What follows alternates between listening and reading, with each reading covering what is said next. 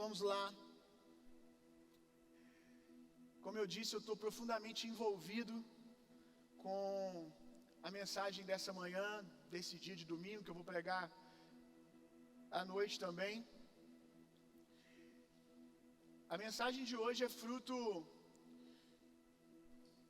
de algumas semanas, talvez até mais que isso, talvez um mês, que o Senhor tem pregado para mim. Então eu vou dividir com vocês algo que o Senhor tem falado comigo,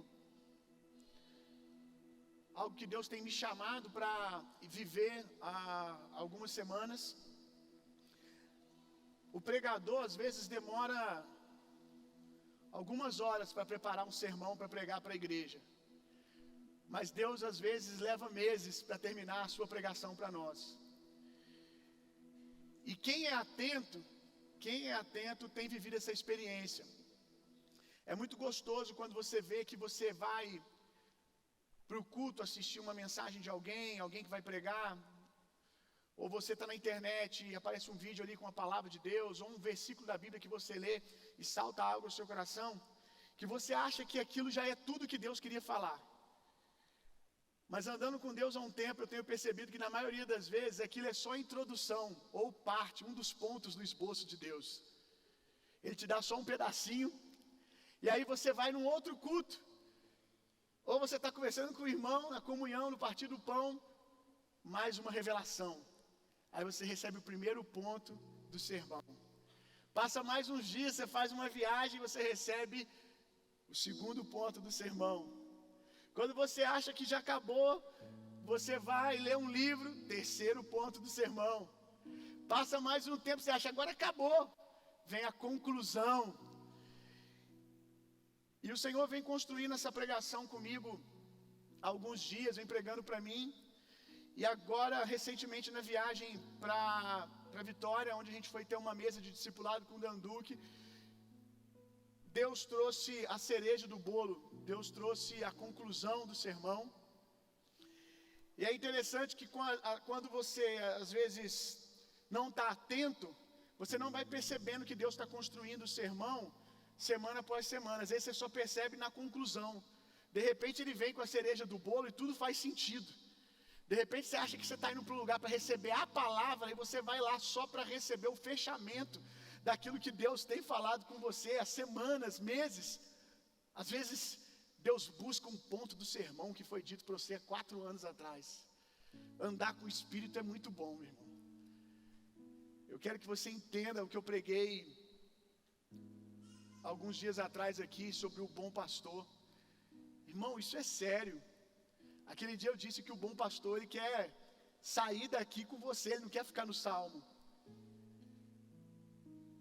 O pastor Bill ou os outros pastores dessa casa, eles não vivem 24 horas com você. Graças a Deus para nós e graças a Deus para você também. Nós não convivemos 24 horas com você, mas o bom pastor, o sumo pastor, o pastor das nossas almas, ele convive conosco 24 horas. Às vezes você fala assim, o Bill não me cumprimenta, nem o Espírito Santo você está cumprimentando, irmão. Você fica ofendido que eu não te cumprimento, você fica ofendido que eu não te ligo, mas é engraçado que você não fica ofendido por não andar com um bom pastor, você não fica ofendido em não ter o Senhor pregando para você. Amém. Vamos lá. O tema dessa manhã é o 7º mergulho. Seus últimos dias serão mais gloriosos que os primeiros. O tema dessa mensagem era apenas: os seus últimos dias serão melhores do que os primeiros, mas agora ali me saltou o coração a experiência de Naamã. Naamã, ele era leproso, e ele já tinha buscado de várias maneiras ser curado da sua lepra sem nenhum resultado, até que alguém disse para ele que era para ele procurar o profeta de Deus, o homem de Deus. E quando ele procurou o homem de Deus disse para ele: Naamã, para você ser curado dessa lepra, você vai dar 7 mergulhos no rio. No 7º mergulho você vai estar curado. E aí Naamã, quando ouviu isso, O texto mostra que Naamã ficou incomodado, porque aquilo que o profeta pediu para ele era muito simples. Como a maioria de nós, ele esperava algo, uma receita de bolo, sabe?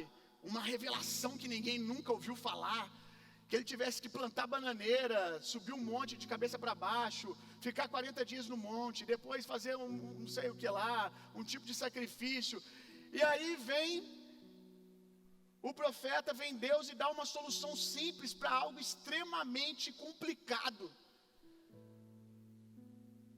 E aí Naamã fica inquieto, e alguém diz para ele: por acaso se o profeta não tivesse te pedido algo muito difícil, você não faria? A cura de Naamã estava em algo muito simples, em mergulhar no rio. E a cura para a maioria dos problemas de vocês, e eu ouso dizer todos, está em um simples mergulho. Como nós cantamos hoje, eu não combinei com louvor, e eles cantaram hoje músicas falando exatamente disso, do rio de Deus. O problema é que nós queremos procurar saúde, cura, propósito de vida em tantos outros riachos, em tantos outros lugares, enquanto é muito simples, irmão. A mensagem que eu vou pregar para você hoje, ela é muito simples. Eu vou te dar um mapa de como viver uma vida próspera e feliz, abundante. Porém, esse mapa não tem muitas orientações, como ande 100 metros, depois vire à esquerda, ande mais alguns quilômetros. Não, o mapa simplesmente diz uma coisa: salte no rio de Deus. Salte, mas salte num nível de um mergulho perfeito. O número 7 é o número que simboliza perfeição, algo concluído.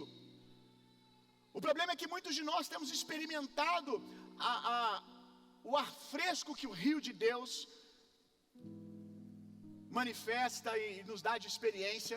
Quem já foi no mar sabe que quando você está chegando perto do mar, você sabe que você está chegando perto do mar. O clima é diferente, o ambiente é diferente. E a maioria dos cristãos hoje estão contentes com isso. Outros estão contentes em simplesmente fazer parte da igreja, ter os pés nas águas, tá, sabe, tá assim, tá, eu entrei na beirinha, já estou já no reino. Outros andaram um pouquinho, tiveram uma experiência, quem sabe aí, com o Espírito Santo, estão com as águas no joelho, outros estão com as águas nos lombos, mas todos esses ainda controlam para onde vão, ainda controlam se querem ir para a esquerda, se ir para a direita, porque quando você está com água nos lombos, ainda com dificuldade você consegue andar. Mas quando você mergulha, quando você está profundamente envolvido pelas águas, são elas que te guiam, não é você que guia mais. Como a corça anseia pelas águas, o problema é que a gente anseia por muita coisa, irmão. O problema é que a gente tem muitas urgências, a gente está ansiando por um monte de coisa, como se essas coisas fossem as águas que podem nos dar propósito, vida abundante. É normal você ter metas, projetos. Deus não tem problema com isso, porque muitas das suas metas nasceram de promessas de Deus para você. Coisas que Deus quer fazer para glorificar o nome dEle. Coisas que Deus quer fazer só para fazer aquilo que você gosta, para abençoar você. Porém, você precisa entender que nenhuma dessas águas, nenhum desses lugares, nenhum desses anseios é capaz de preencher o seu coração. A corça anseia pelas águas, e nós sabemos que essas águas são o Senhor. A igreja precisa voltar a ansiar o Senhor. Eu sei que você tem metas de crescimento para a sua mesa, metas de crescimento para o seu discipulado, metas de crescimento para o seu nível de pregação, metas de crescimento para o seu ministério, nisso e naquilo. Mas aonde está o anseio pelo Senhor?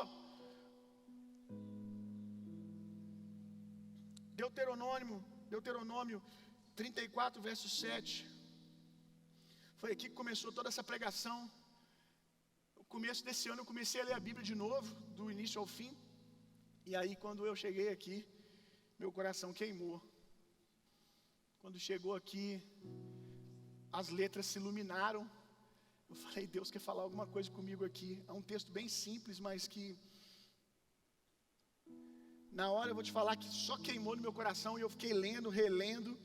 Eu só sabia que tinha alguma coisa ali, mas na hora não veio nada. Aí passavam uns 2, 3 dias, eu voltava no texto de novo, e ele continuava queimando no meu coração, mas eu não tinha entendimento ainda. Mas ali Deus começou a introdução do seu esboço. Deuteronômio 34, verso 7. Era Moisés da idade de 120 anos quando morreu, e os seus olhos nunca se escureceram, nem perdeu o seu vigor. Olha isso, meu irmão. Era Moisés da idade de 120 anos. 120 anos. E os olhos deles não estavam cansados. Ele não perdeu a visão. E ele ainda não tinha perdido o vigor. Vamos ler mais um texto. Gênesis 28, 5.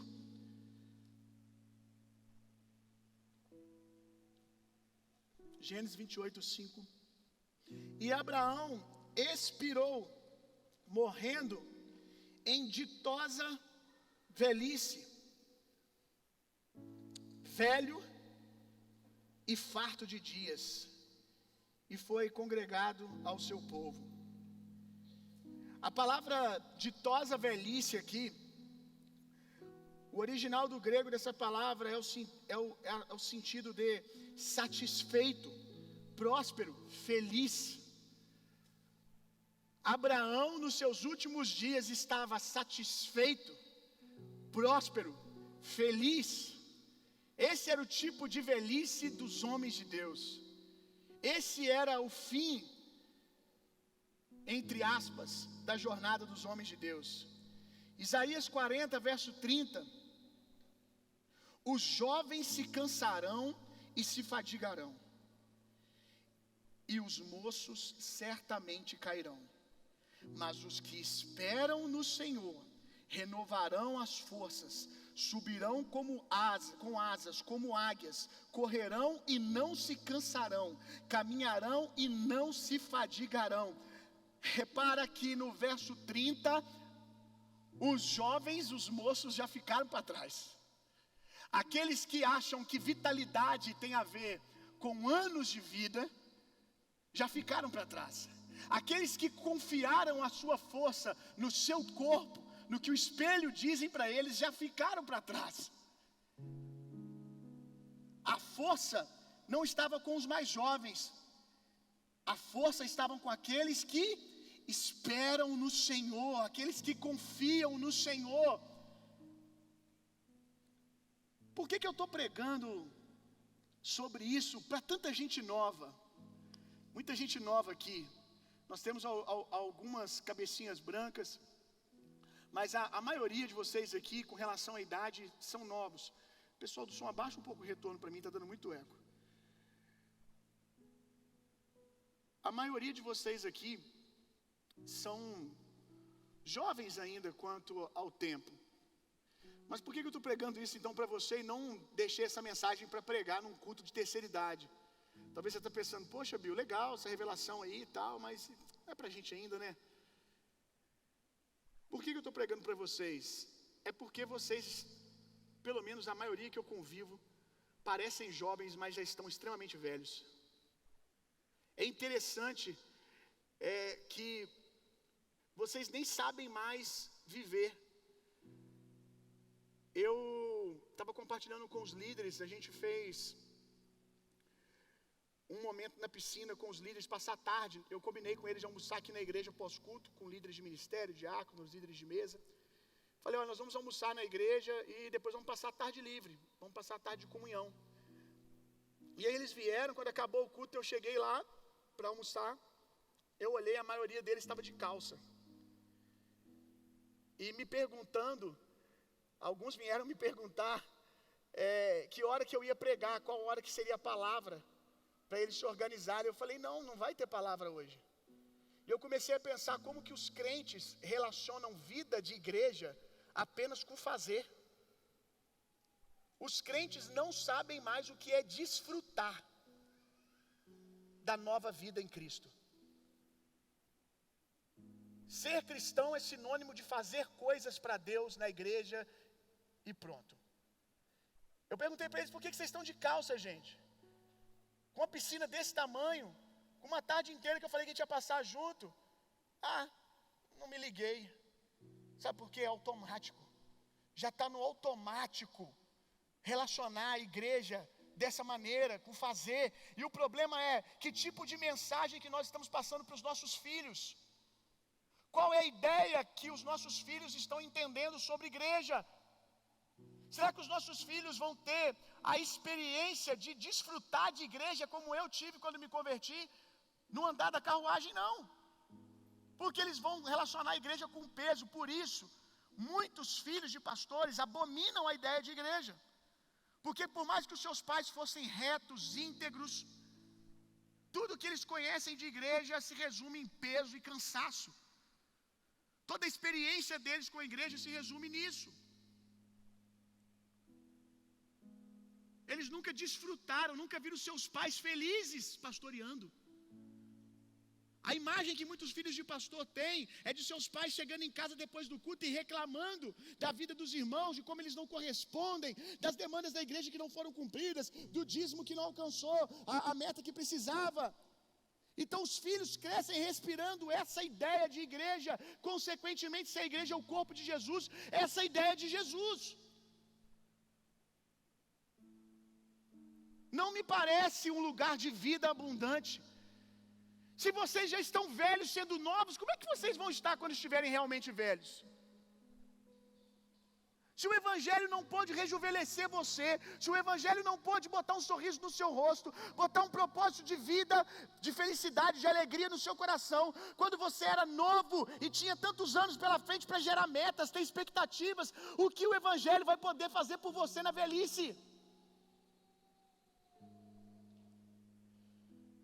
Qual a figura de velhice nós temos em mente?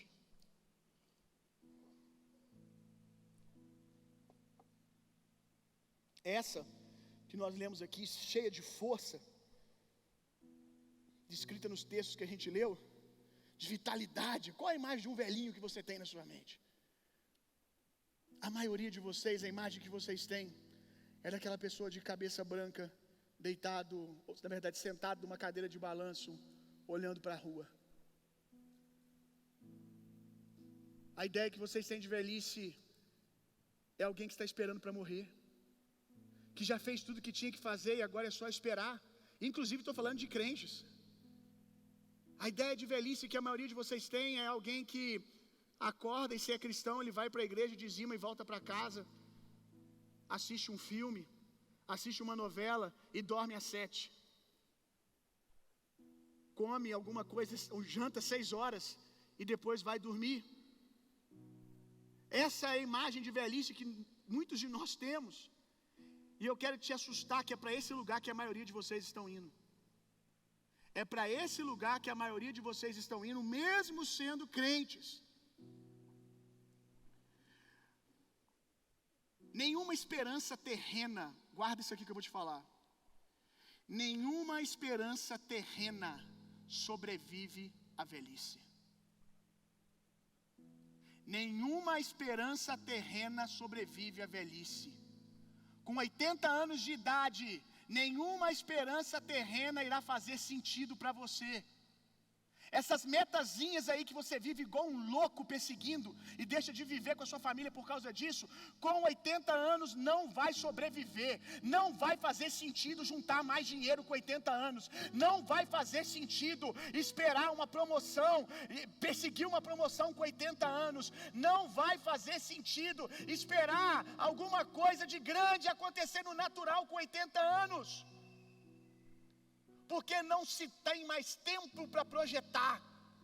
Quando você está com 80, com 90 anos, todos os projetos que você faz, você fala, não sei se vai dar tempo. Então como ter vida abundante nos últimos dias? Quem encontrou os ribeiros de águas que são o Senhor. Quem encontrou o rio de vida que é o Senhor. Talvez você ache que há uma poesia aqui nesses textos que a gente leu, é assim, deu uma forçada para ficar mais bonito, mas é impossível que alguém viva dessa maneira que esses homens estão vivendo aqui. Eu tenho visto, e eu vi de perto mais uma vez. Eu estava com o Danduque e com a sua esposa, e meu irmão, se ele me perguntasse a minha idade, eu teria vergonha de responder. Quanta vida num homem de 80 anos! Meu Deus! Quanta alegria no rosto de uma senhora de 70, de 80 anos! Sinceramente, eu nunca convivi com alguém aqui dessa igreja, nem mesmo comigo, estou me colocando no bolo, que eu recebesse tanta vida sem o cara orar, sem o cara pregar, só de olhar para ele e para a esposa. O cara começou a pregar 8 horas da manhã, 9 horas da manhã, desculpa. 9 horas da manhã, meu irmão, quando era 2 horas, ele ainda estava impondo as mãos das pessoas, e os mais jovens da equipe dele pedindo para ele parar, e ele com um sorriso no rosto: não, eu vou até o final, Jesus está indo, eu vou também. No dia anterior falaram que ele orou por 400 pessoas, ele impôs as mãos em todos. Quando acabou uma das ministrações dele, no último dia, acabou a ministração do Danduque, ele acabou de pregar e ele saiu, mas continuou o louvor e teve um grande mover lá, e o culto durou mais uns 40 minutos, sem a presença dele. Quando acabou o culto, realmente eu saí, e aí quando eu saí, tá o Danduque lá fora, comprando boné, brincando com o pessoal, os jovens pedindo para tirar foto, e ele tirando foto com o pessoal com um sorriso no rosto. Talvez não cause o impacto que causa em mim, porque você não sabe, nunca teve a experiência do quão cansativo é você fazer uma viagem, você está ministrando, cansado, porque você não ministra só quando você prega. Quando você é um convidado numa igreja, meu irmão, você prega. Se você dormir na casa do pastor, você vai pregar até meia-noite, a hora que você for dormir. Na hora que você for tomar café, você não vai tomar café, porque o pastor vai te fazer perguntas.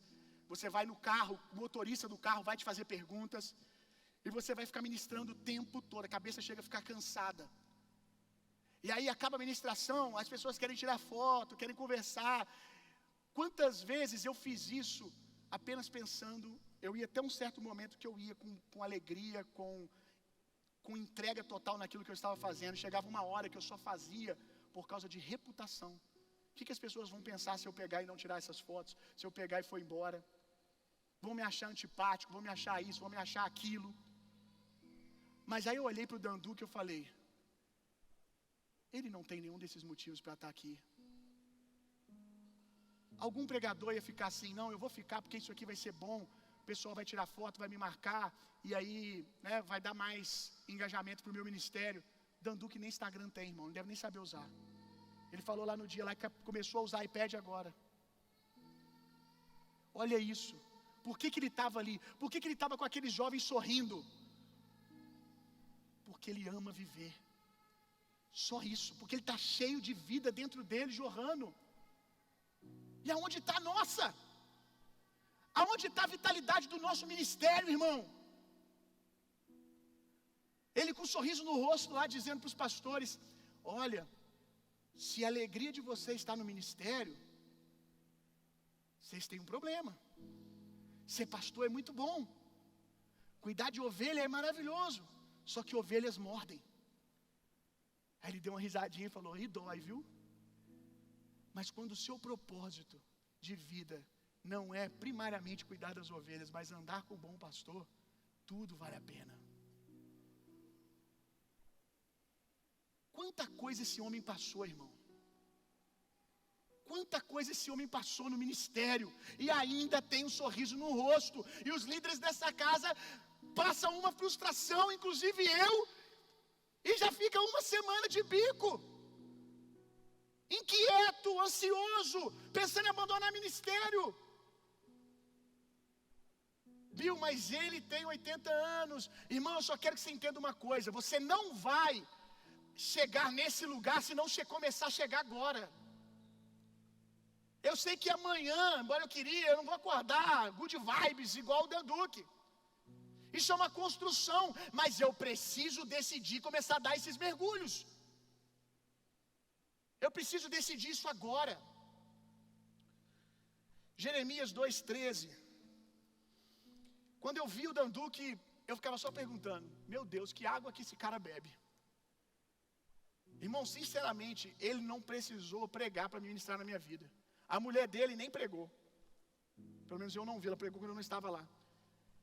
E a vontade, o Eric estava comigo, a gente ficava falando: que vontade de dar um abraço nessa mulher. Porque a imagem que a gente tem de um velho é alguém cansado e só esperando, tipo, cumprir minha missão. Ela não, ela estava transbordando vida.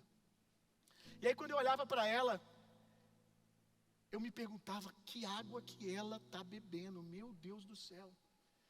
E a resposta certa precisa da pergunta certa. Não é que água ela está bebendo, é que água eles não estão bebendo, para estar do jeito que eles estão. É que água que eles não estão bebendo, porque eles têm acesso à mesma água que nós. Nós de fato bebemos a mesma água que eles bebem, que é Jesus. O problema é que nós bebemos outras. Nós nos embriagamos com outras coisas que eles aprenderam a não se embriagar. Jeremias 2,13. Porque o meu povo fez duas maldades. A mim me deixaram um manancial de águas vivas e cavaram cisternas rotas que não retêm água. Jeremias 2,13, vou ler de novo. Porque o meu povo fez duas maldades. A mim me deixaram um manancial de águas vivas e cavaram cisternas rotas que não retêm águas. O segundo mal é fruto do primeiro. Faltou arrependimento quando o primeiro aconteceu. Quando esse povo se viu distanciando do Senhor, ao invés deles se arrependerem e mudar a rota e continuarem, eles começaram a cavar maneiras de encontrar alegria em outros lugares. Eles começaram a cavar poços que não produziam nascente de água, que não podiam dar aquilo que o Senhor dava a eles.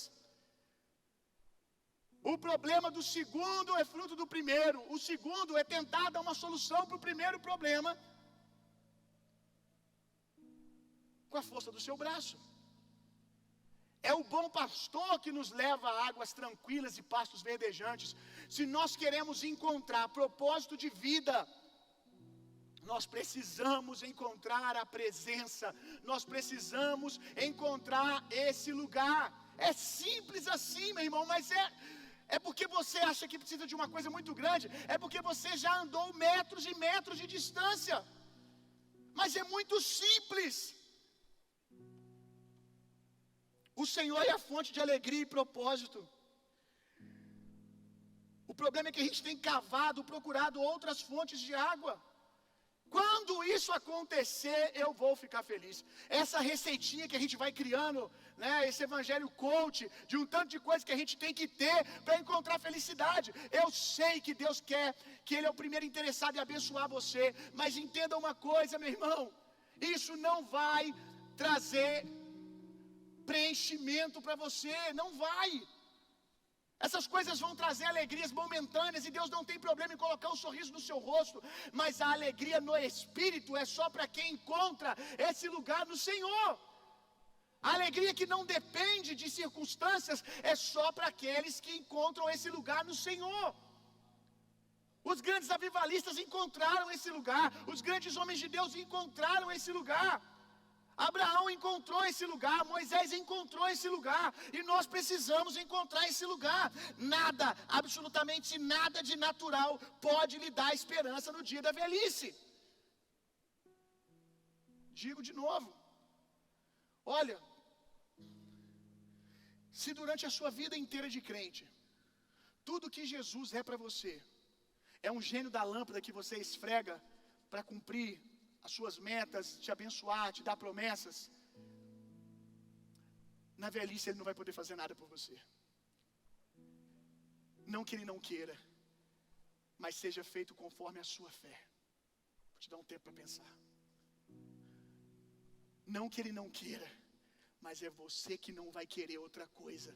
Você que vai continuar com 80 anos com o mesmo coração que não encontrou um lugar no Senhor. E aí vem a crise, vem a depressão. Eu não sei se você sabe, mas os índices de suicídio revelam que a faixa etária que mais comete suicídio é a terceira idade. Será por quê, hein? Você precisava de um termo aí, um estudo científico para comprovar o que estou te falando até aqui, que nada sobrevive à velhice, está aí.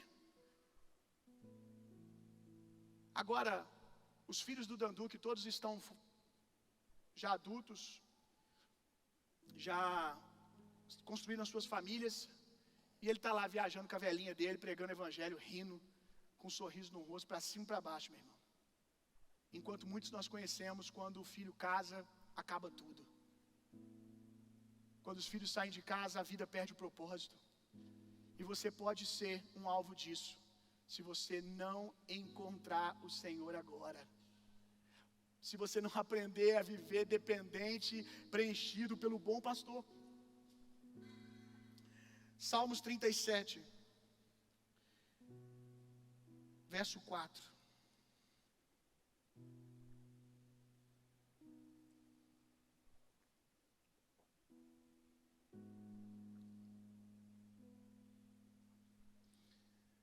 Deleita-te no Senhor e te concederá os desejos do teu coração. Há uma interpretação desse texto que eu não quero dizer que eu discordo dela, mas eu acho que ela é o nível mais raso. De que esse texto está dizendo apenas que se você se alegrar no Senhor, Ele vai satisfazer os desejos do seu coração, os seus sonhos, os seus projetos. Paralelamente, nós poderíamos colocar aqui: buscai primeiramente o reino de Deus e a sua justiça, e as demais coisas serão acrescentadas.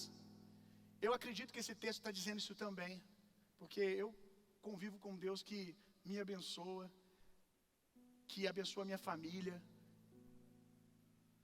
Agora, tem um nível mais fundo desse texto. Tem uma revelação mais profunda que está na nossa cara, mas como a gente só pensa em coisas, a gente não consegue reparar. Deleita-te no Senhor e te concederá os desejos do teu coração. Sabe o que eu tenho entendido? Que se eu aprender a me alegrar no Senhor, todos os desejos do meu coração serão preenchidos por causa dEle. O nosso coração, a nossa alma tem muitos anseios.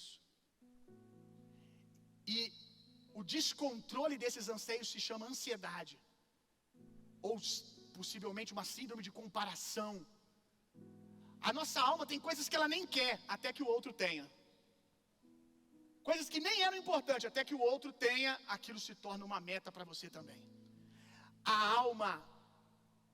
alma do homem é como um cavalo chucro, que é difícil de dominar. Que na sua liberdade quer muitas coisas, toda hora quer uma coisa diferente. E aqui está dizendo quem pode domesticar ela.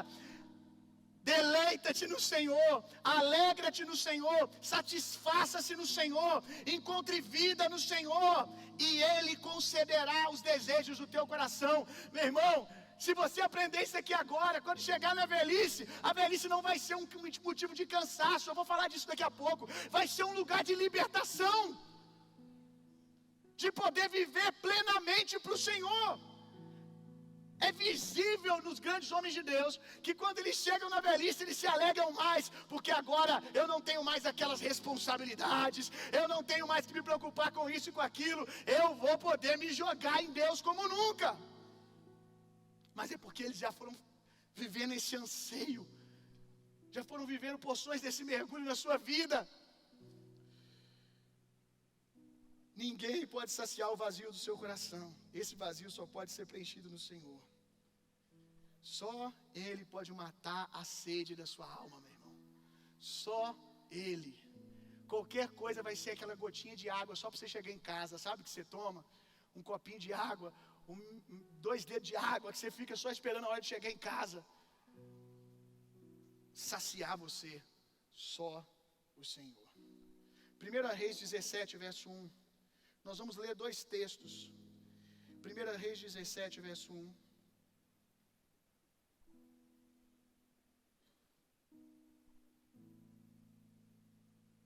E depois nós vamos ler 1 Reis 19:4. 1 Reis 17:1. Então Elias disse a Acabe: vive o Senhor Deus de Israel, perante cuja face estou, preste atenção nisso aqui, perante cuja face estou, que nestes anos nem orvalho nem chuva haverá, segundo a minha palavra. Isso aqui Elias, debaixo da direção de Deus, está dizendo para um rei que tinha muito poder militar, muita autoridade para mandar arrancar a cabeça de Elias aqui, só para ele dizer isso. Mas Elias, cheio de ousadia, está dizendo aqui: não vai chover nos próximos 3 anos, porque você se corrompeu, porque você distanciou do Senhor. Então o povo agora vai sofrer por causa da sua má administração, da sua falta de temor de Deus. Cara, esse rei podia facilmente arrancar a cabeça de Elias, mas ele está aqui cheio de ousadia e coragem. Mas aí chega no verso 19, no capítulo 19, desculpa, no verso 4.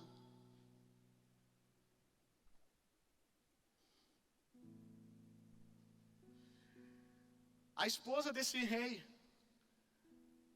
depois que Elias já tinha visto milagres, como de fato 3 anos não choveu conforme ele falou, então foram 3 anos o milagre testificando que Deus era com ele. Depois que ele viveu o milagre de orar e cair fogo do céu, depois que ele viveu o milagre dele falar e voltar a chover, a mulher desse rei Jezabel diz que iria caçá-lo, queria arrancar sua cabeça. Olha a reação de Elias. Ele, porém, foi ao deserto a caminho de um dia, e foi sentar-se debaixo de um zimbro, e pediu para si a morte, e disse: já basta, o Senhor toma agora a minha vida, pois não sou melhor do que os meus pais. Meu Deus, gente, o que aconteceu aqui? Olha o paralelo desses 2 textos. Em um momento, no momento mais difícil, o cara ousado, intrépido, imparável, luva de pedreiro. Ai, ai. No outro texto, com medo. Depois de ter o povo todo está com ele agora, viram os milagres e estão com ele. Ele está com medo e foge. Sabe por quê? O segredo está naquilo que eu dei ênfase quando você leu primeiro. Perante a face do Senhor que estou agora. Elias não estava diante de Acabe. Elias estava diante do Senhor. Naturalmente ele estava falando com Acabe, mas o Senhor é que ele estava olhando. Espiritualmente é onde os olhos de Elias estavam. Foi isso que deu força para Elias. Foi isso que deu ousadia para Elias.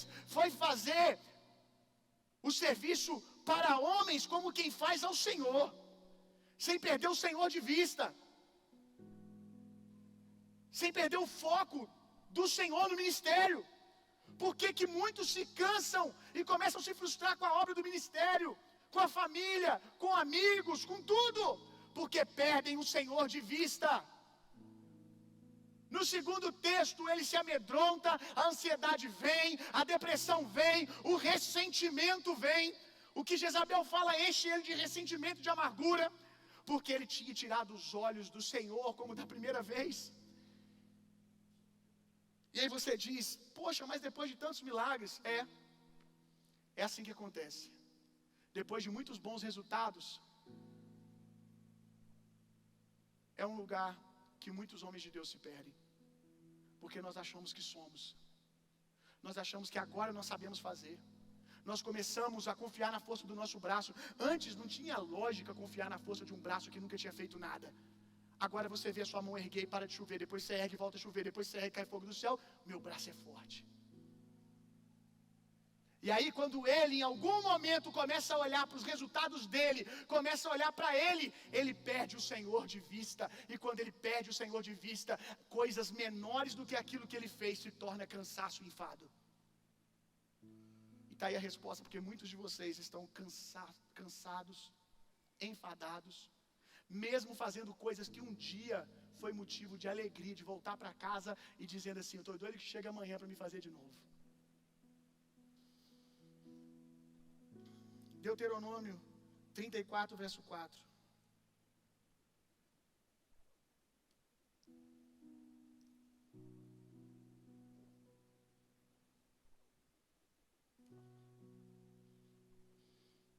gente começou com Moisés, vamos terminar com Moisés. E disse-lhe o Senhor: essa é a terra que jurei a Abraão, Isaque e Jacó, dizendo: a tua descendência a darei. Eu te faço vê-la com os teus olhos, porém lá não passarás, lá você não vai entrar. Moisés partiu sem ver o cumprimento de uma meta de uma obra que ele gastou a vida dele com ela. Ele gastou a vida dele falando dessa bendita terra.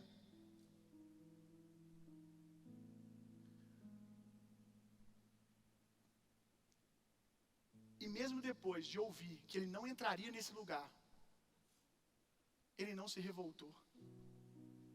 Mesmo assim, o texto diz que ele partiu cheio de vigor, de força, alegria.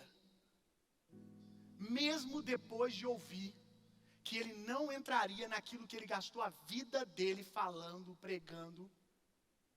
Gente, se você acha que você tem um motivo para se ressentir com o ministério, com pessoas, você precisa parar para pensar no que foi o ministério de Moisés, gente. Ninguém pastoreou um povo tão difícil como Moisés. E detalhe, não foi num lugar confortável igual esse aqui não, foi no meio do deserto. Ninguém pastoreou um povo mais difícil que Moisés. Um povo que acabava de ver milagre e depois estava dizendo que queria voltar para o Egito para ser escravo. Esse foi o povo que Moisés lidou. E nós não estamos falando de alguém que lidou 1 ano, 2 anos. Nós estamos falando de um Danduque. Alguém que lidou com todos os problemas que nós conhecemos da vida em comunidade, com todos os problemas que nós conhecemos de vida de liderança, de discipulado. Ele lidou com tudo isso durante anos, 80 anos no mínimo. E ele lutou para que esse povo entrasse nessa terra. Houveram momentos que Moisés teve que insistir com o povo para que eles não perdessem a visão, porque o povo não estava nem aí para a terra, e Moisés estava tentando convencer eles que era uma boa. Como se não bastasse, tem momentos que Deus vira e fala assim: eu não quero mais saber desse povo. Aí Moisés se coloca diante de Deus e fala: não, vai valer a pena. Não, Senhor, as suas promessas têm que se cumprir. Vamos levar esse povo para a terra. Então, ele é o que intermediou o cumprimento dessa promessa. E no final ele ouve que o trabalho de 80 anos ele vai só ver de longe, que ele não vai entrar. Pergunta, responde para você mesmo: quanto ofendido você iria ficar? É fácil você responder. Coloca como parâmetro o quanto você tem ficado ofendido com coisa muito menor do que isso. Coloca como parâmetro quanto coisas muito menores do que isso tem deixado você de beicinho com Deus e o mundo, como diz a minha avó. Você não viveu 10% do que esse cara está vivendo. Vou abandonar Jesus, vou abandonar o ministério, vou abandonar tudo. Eu não aguento mais isso, não aguento mais aquilo.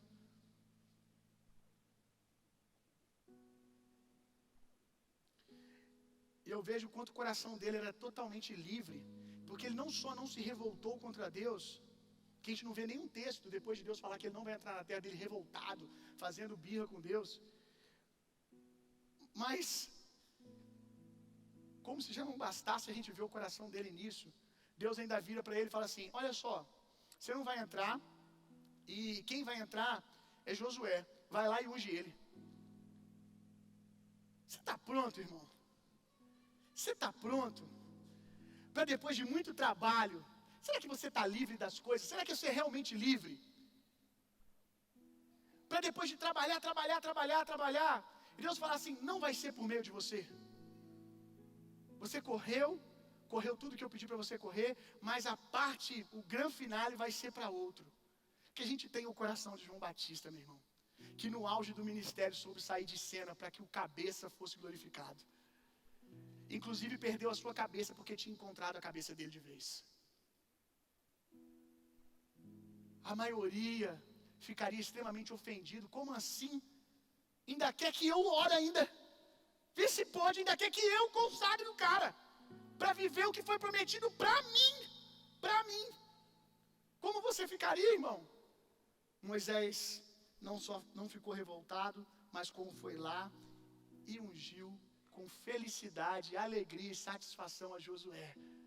E ainda disse para ele: vai que o Senhor é contigo. Meu Deus, meu irmão, eu quero esse coração, eu quero essa libertação.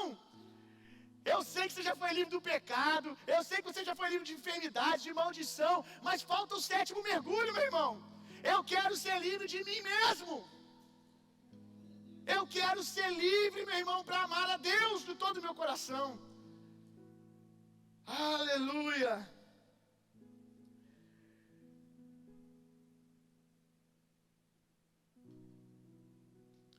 Moisés, como eu disse, gastou a vida lutando pela terra. E quando vocês ouvem que Deus disse para ele que ele não entraria, como eu no primeiro momento, a gente pensa assim: Deus está sendo muito ruim.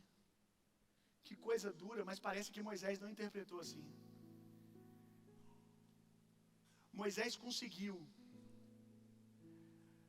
passar 80 anos falando de um ministério, construindo um ministério, e ainda assim esse ministério não ganhar o coração dele. Meu sonho, meu irmão. Estou guardando meu coração dia e noite nisso. 80 anos falando de algo, construindo algo, e aquilo ainda não ganhar o coração dele, não tomar o coração dele do Senhor. Moisés entendeu que tudo aquilo que ele estava construindo, Moisés entendeu que aquela herança a qual ele estava falando para o povo era a herança do povo, não a herança dele. Ele não trabalhou pela herança dele, ele trabalhou pela herança do povo. Ele trabalhou para que o povo entrasse no lugar, porque ele não precisava entrar. Ele já tinha encontrado a herança dele o dia que ele viu o Senhor passar pela fenda da rocha. O dia que ele viu só as costas do Senhor, ele disse: essa é a minha terra, esse é o lugar que eu quero por inteiro, é isso que eu quero. Eu não estou dizendo para você que Moisés nenhum momento pensou: nossa, vai ser muito legal entrar nessa terra, ver cacho de uva que 2 homens têm que carregar. Não, ele era humano. Eu estou dizendo só que quando ele ouviu, ele não se ressentiu. Aquilo não conseguiu ganhar o coração dele quando ele ouviu que não ia entrar. Por quê? Porque a terra estava longe do coração de Moisés. Moisés subiu ao monte, irmão. Para muitos de vocês, Moisés subiu ao monte para morrer apenas. Para simplesmente morrer. Porque Deus, não sei se você sabe, Deus chama ele depois de dizer que ele não vai entrar na terra, tudo que ele tem que fazer, diz para ele: agora depois você sobe no monte, que de lá, que é nesse lugar que ele está, nesse texto que nós lemos, que ele vê a terra de longe. De lá, do monte, você vai ver a terra e depois você vai morrer. Para muitos de vocês, Moisés só subiu no monte para morrer. Para Moisés subiu no monte para encontrar a herança dele, para tomar posse da herança dele. Sabe o que eu consegui ver quando eu li esse texto de novo? É que para nós, que é tão materialista, ver a terra de longe é uma ofensa absurda. Para Moisés foi libertador. Quando ele viu a terra de longe, ela não estava só longe geograficamente, ela estava longe do coração dele.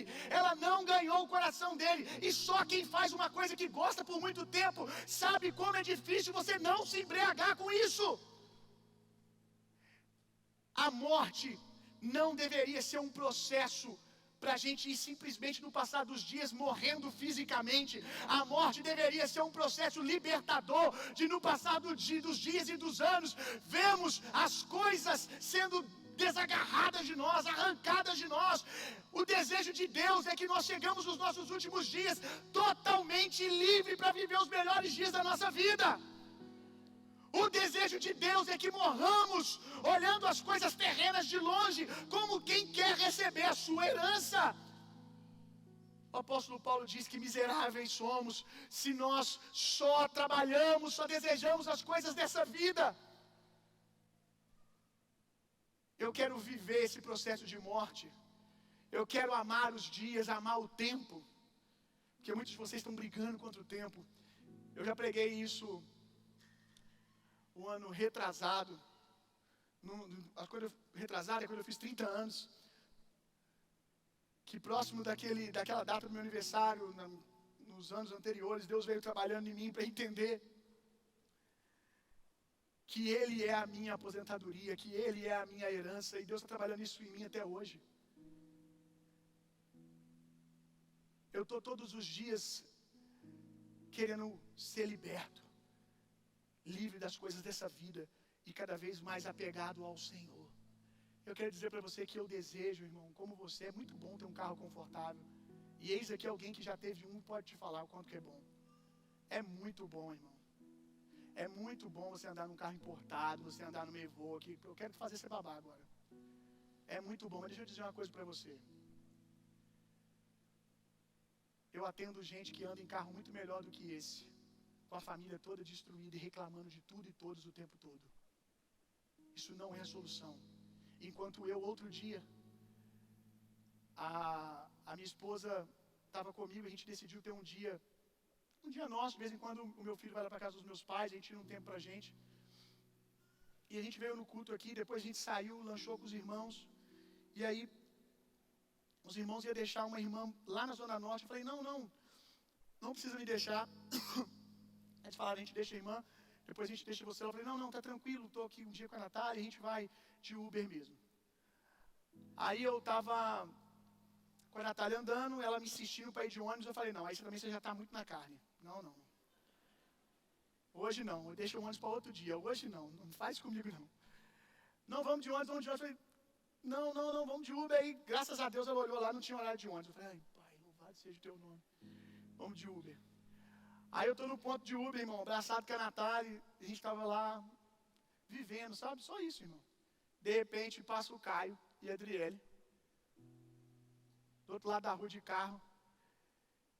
Vocês estão indo para onde? Eu levo vocês lá.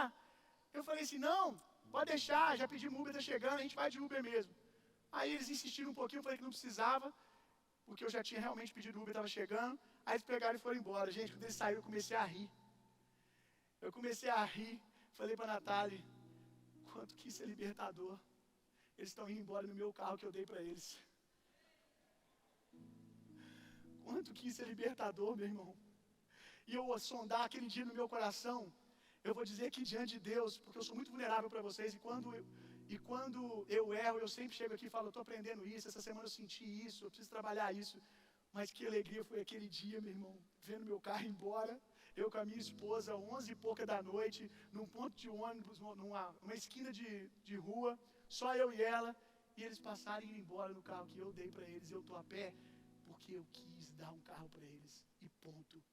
E ver que em nada eu me ressenti. Uau, meu irmão. Eu acho que nem todos vocês vão entender a profundidade do que eu estou dizendo aqui, meu irmão. Do que é morrer sem as coisas te ter. Morrer livre, irmão. Morrer livre. Ser livre para fazer o que Deus quiser que você faça, irmão. Isso não te empolga?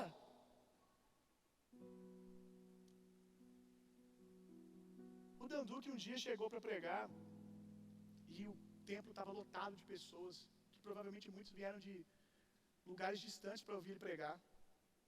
E aí ele assumiu o púlpito, porém, antes dele pregar, teve um momento de adoração que muita gente tinha sido tocado. Foi incrível o lugar, que Deus estava fazendo naquele lugar. Muita gente sendo curada.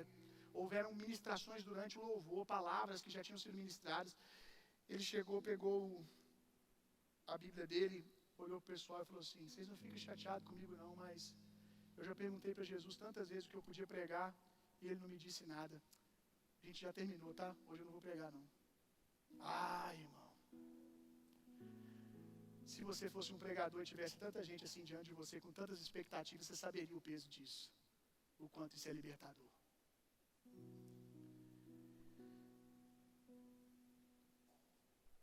Atos dos Apóstolos, capítulo 2, verso 17.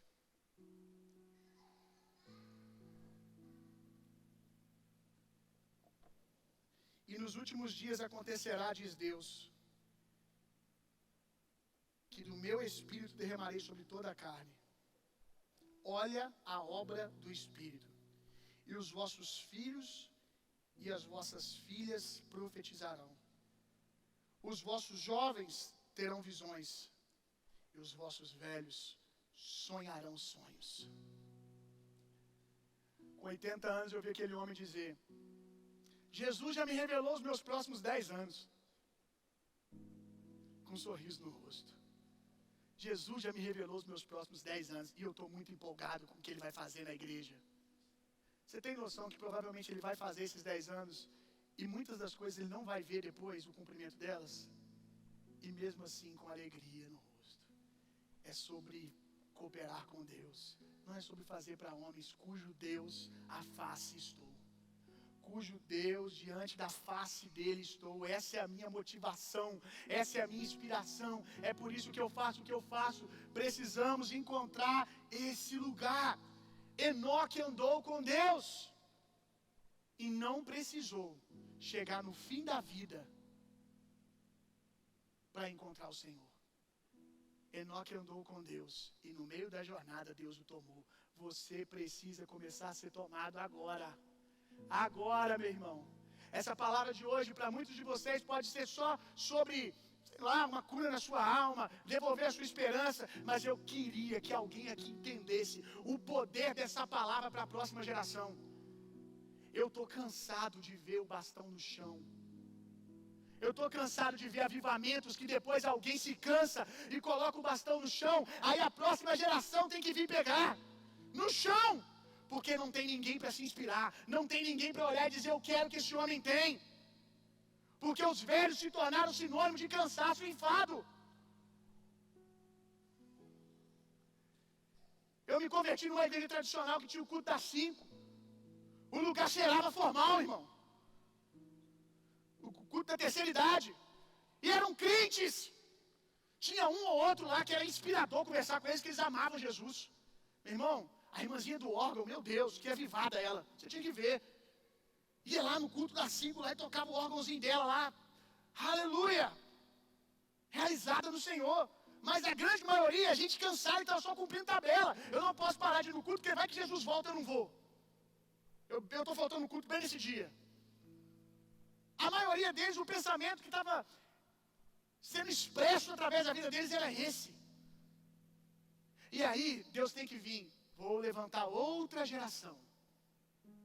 E aí Deus levanta uma nova geração, que essa geração tem que ir lá e pegar o bastão no chão do último avivamento, que alguém deixou lá. Vamos lá, meu irmão. Vamos lá. Eu tive que pegar o bastão no chão. Mas em nome de Jesus, os nossos filhos não vão pegar o bastão no chão. Os nossos filhos vão ver o vinho velho e vão falar: eu quero um dia ser assim. Quantas vezes eu ouvi vinho velho ser tratado como algo pejorativo? Quero vinho novo, quero vinho novo. Quantas pregações você viu de jovens dizer assim: nós queremos o vinho velho. Sabe por que você não viu? Porque tudo que eles conhecem de vinho velho é um vinho amargo e ruim.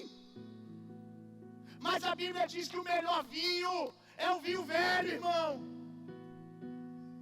Eu quero que os nossos filhos olhem e falem assim: eu quero nunca perder o meu vinho, eu quero guardar a unção, eu quero guardar o Senhor no meu coração, para que um dia eu chegue nesse lugar tão livre do meu Pai, tão livre desses pastores, que a gente encontre o Senhor como eles encontraram.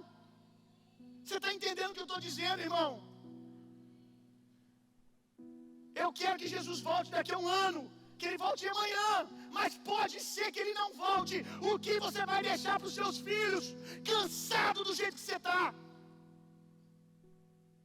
Você acorda reclamando, você dorme reclamando, e reclama que a sua mulher é amargurada. Ninguém aguenta conviver com essas águas amargas o tempo todo. Quem bebe água amarga se torna amargo, irmão. Mas como foi na palavra, que as águas amargas de Mara foram transformadas, em nome de Jesus, beba da água que é o Senhor. Eu estou falando para você coisas que eu ainda quero viver nessa profundidade. Falei com o Eric hoje. Eric, essa semana, já tinha me esquecido das coisas que eu ouvi do Senhor lá. Eu não me lembro de ter passado todos os dias trazendo a memória, ruminando aquilo que o Senhor falou. Eu já perdi de vista aquilo. Eu tenho que voltar, Eric. Eu não posso ser como um homem que contempla o seu rosto no espelho, depois se vira e esquece a imagem que viu. É o que a Bíblia diz, nós não podemos ser assim com essa palavra. Nós precisamos sair daqui com essa revelação diante dos nossos olhos, nos envolvendo e nos impulsionando a viver isso.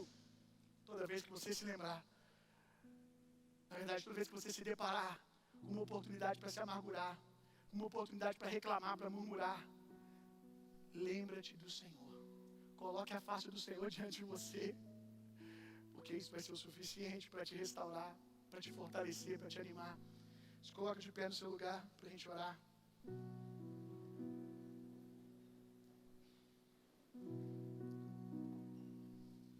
Nós vamos cantar a canção que a gente cantou. Quero beber.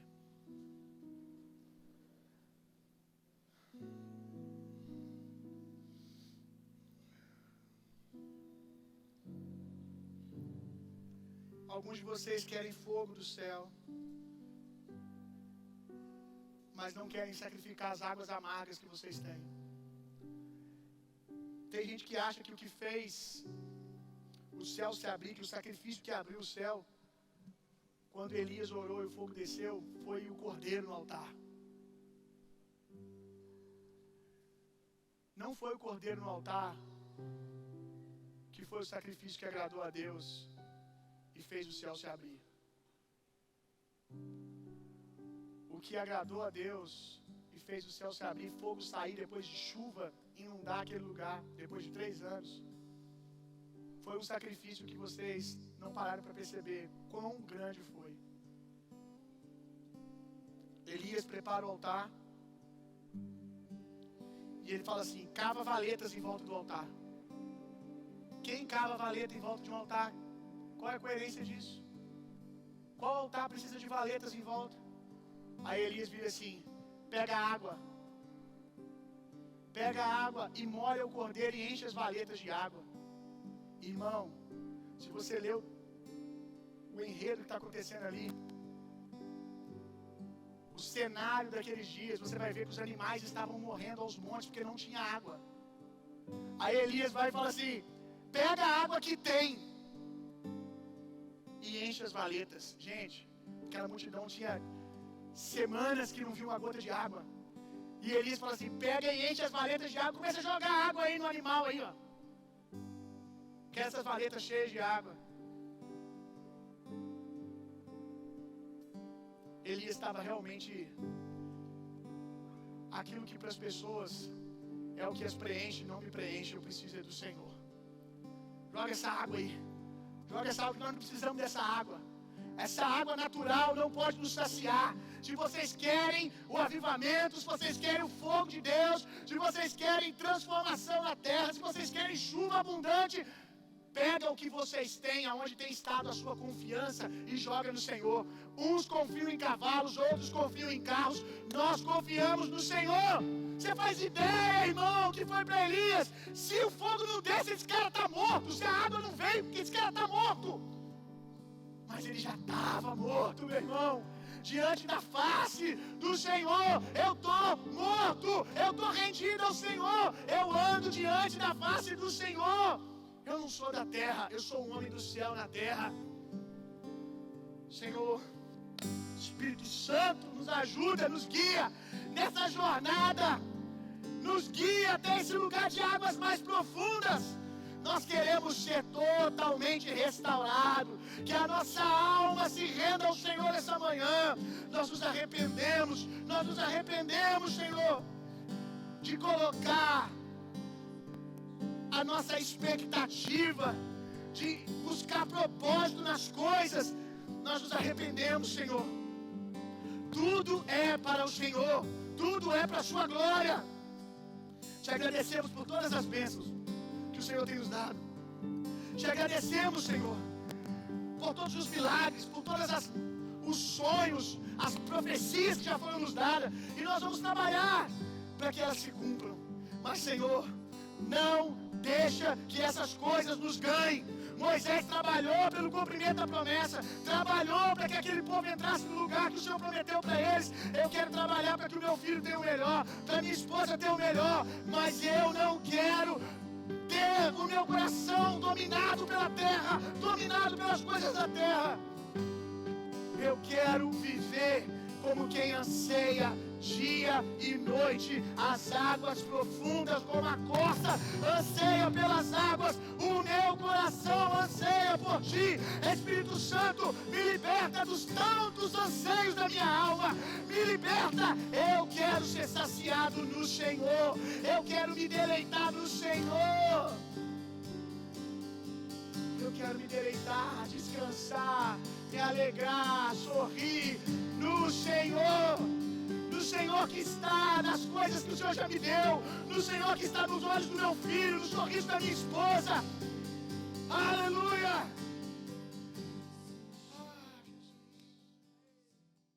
No amor de Deus, que a graça de Jesus Cristo, o consolo, o poder e a personalidade do Espírito Santo sejam em vocês e através de vocês hoje e sempre. Vão e tenham uma semana sendo profundamente, intensamente amados por Deus.